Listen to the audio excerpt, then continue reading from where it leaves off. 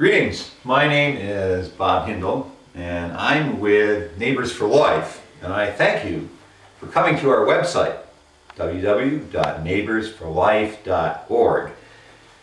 Neighbors for Life has been active in Minnesota for the past, since 1998, and we've been fighting tax funding of abortion. Now, this unfortunate circumstance was hoisted on us by the Minnesota Supreme Court in 1995. Supreme Court basically made the contention that if we fund prenatal care, we need to also fund abortions with our tax dollars. And that sailed through in a fraudulent lawsuit without any discovery and summary judgment. We've been working against this for years now. We've collected 50,000 signatures against it statewide. We've helped many pro-life legislators into office. We've held legislative hearings on this in 2000, and we've done concerts and plays, etc.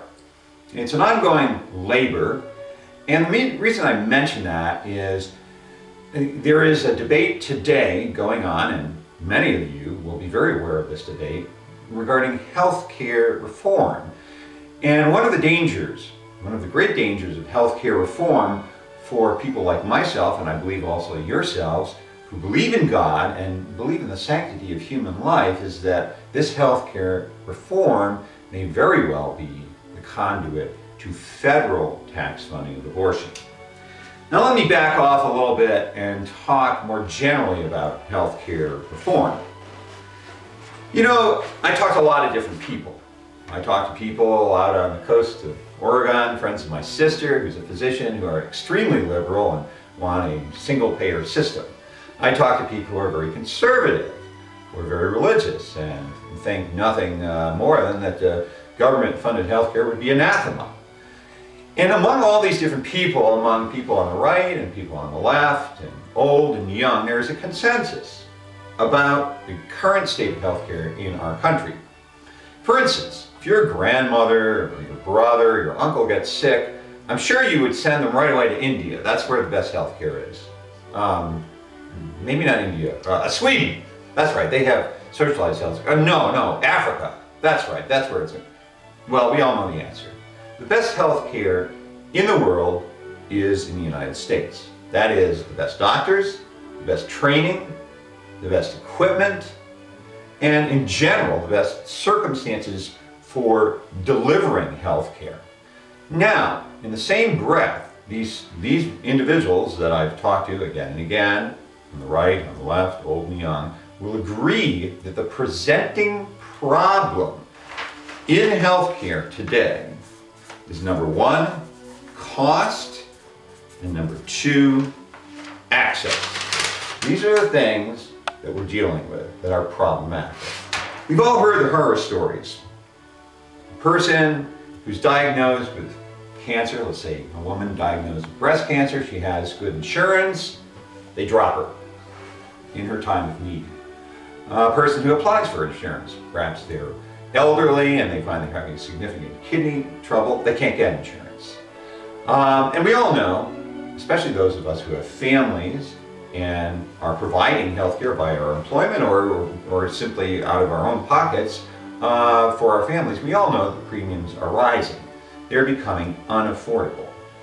There was a film about this recently, a person I'm not a fan of at all, Michael Moore. However, to give credit to him, this film, Sicko, and I do recommend it, does point out a lot about the current state of affairs in insurance in this country, and there's some real problems with it. People are cut off, insurance regulators are strategizing to get rid of people who are cost burdens on the system, etc. So therein lies the presenting problem of healthcare in our country today, cost and access.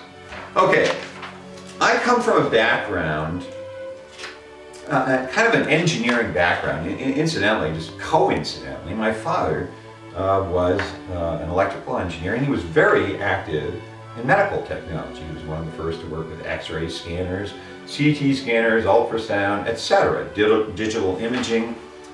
And my view is that when you have a problem, what you try to do is find a solution that affects a change for the better with a minimum disruption to the existing system.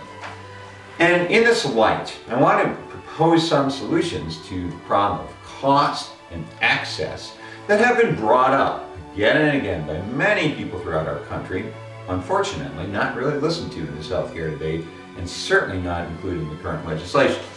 Okay, one of the first things that people recommend is guaranteed access. What does that mean? That basically means that insurers across the country would be mandated to accept persons who are ill, who have pre-existing conditions. It does not mean, and this is very important to understand, that the free market system be invalidated, that a person who is completely healthy be covered at the same rate that a person who has a significant illness. That makes sense, doesn't it? Because we don't cover people who've had 20 accidents in a month at the same rate as someone who has a clean driving record. So guaranteed access would simply ensure that insurance companies do cover people and do not drop them when they develop some kind of illness. A second thing that would help immensely would be competition.